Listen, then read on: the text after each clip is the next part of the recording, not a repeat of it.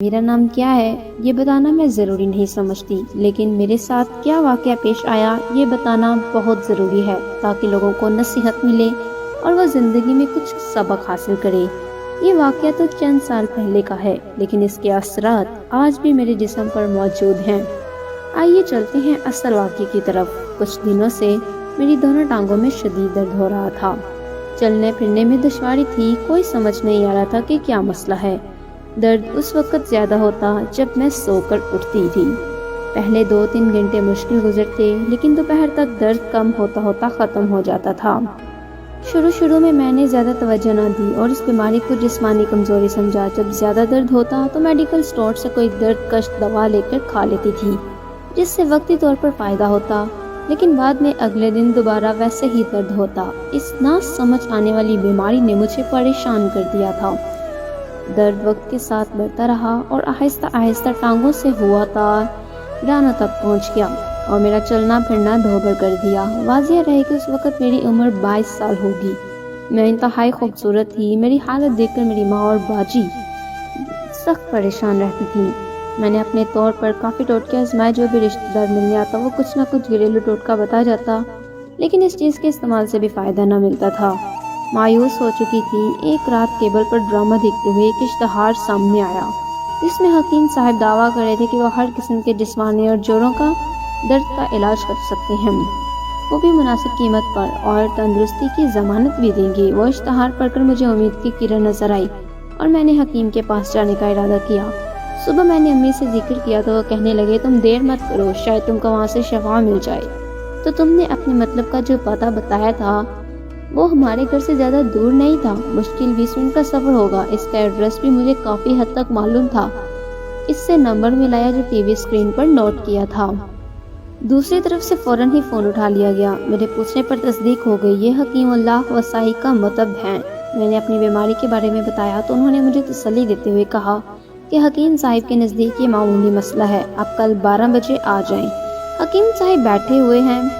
میں نے شکریہ کے ساتھ فون رکھ دیا۔ صبح ہوئی تو باجی نے میرے ساتھ چلنے کی پیشکش کی، جو میں نے قبول کر لی۔ ویسے بھی ہمیں خود ٹھیک نہیں رہتی تھی۔ ہم نے رکشہ کر لیا اور ڈرائیور کو پتہ بتا کر بیٹھ گئی۔ بمشکل 20 منٹ بعد حکیم اللہ وسائی کا بڑا سائن بورڈ سامنے ہی چمک رہا تھا۔ سیڑھیاں چڑھ کر اوپر چلی گئی، جہاں کاؤنٹر پر ایک شخص بیٹھا تھا۔ اس کو میں نے اپنا تعارف کروایا اور رات کے فون کا حوالہ دیا۔ اس نے فوراً کہا کہ جی میں نے آپ کو پہچان لیا ہے، بس آپ یہاں بیٹھ جائیے، حکیم صاحب اندر بلا لیں گے۔ ہم پاس رکھے صوفے پر بیٹھ گئی اور کمرے میں فل اے سی چل رہا تھا۔ باہر کی گرمی میں ایک کمرے کا ٹھنڈا ماحول بہت بھلا لگ رہا تھا۔ چند منٹ بعد حکیم صاحب نے اپنے کمرے سے فون کر کے مجھے اندر بلا لیا۔ کاؤنٹر پر بیٹھے شخص نے کہا کہ صرف مریض اندر جائے۔ چنانچہ میں اٹھ کر حکیم صاحب کے کمرے میں چلی گئی، جبکہ باجی باہر کاؤنٹر پر ہی بیٹھی رہی۔ ایک بڑا ہال کمرہ تھا جس میں قالین بچھا ہوا تھا۔ میں حکیم صاحب ایک کونے میں فرش پر بڑا جمع تھے۔ میں نے سلام کیا اور اس کے کہنے پر پاس جا کر بیٹھ گئی۔ حکیم نے بغور میرا جائزہ لیا اور میرا مسئلہ پوچھا۔ میں نے مکمل تفصیل سے اپنا مسئلہ بتا دیا۔ اس کے علاوہ حکیم نہ کوئی ذاتی نوعیت کے سوالات بھی پوچھے جو میں یہاں بتا نہیں سکتی۔ ساری بات سن کر حکیم نے مجھے کہا، اپنی ٹانگوں سے شلوار اوپر اٹھاؤ۔ مجھے ایسا کرتے ہوئے شرم محسوس ہوئی۔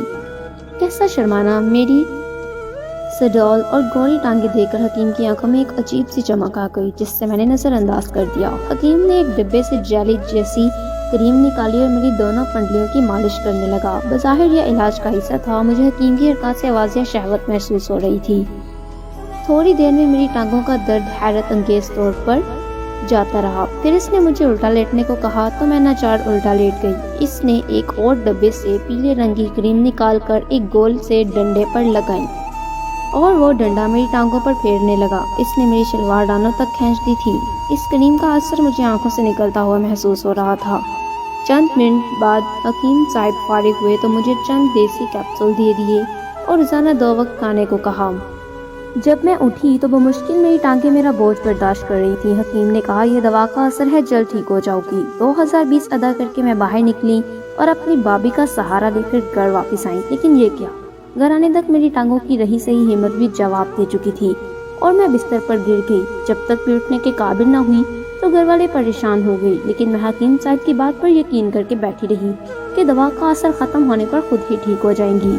لیکن اگلی صبح تک بھی ٹانگوں نے بوجھ کر دیا تھا، بلکہ درد بھی ایک دم شروع ہو گیا جو پہلے سے بھی بڑھ کر تھا۔ اب تو میں شدید بے چین ہو گئی۔ گھر والوں نے فوراً ایمبولینس کو کال کی اور مجھے قریبی ہسپتال لے جایا گیا۔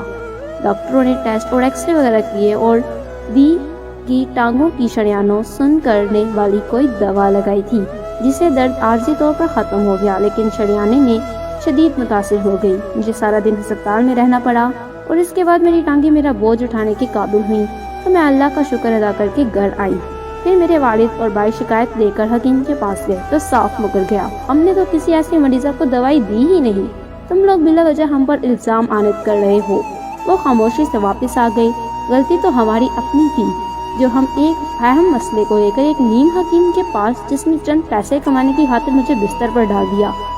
آج میں سوچتی ہوں تو کام جاتی ہوں کہ خدا کا شکر ہے میں نے اپنی عزت بچا کر اس کمرے سے نکل آئی تھی۔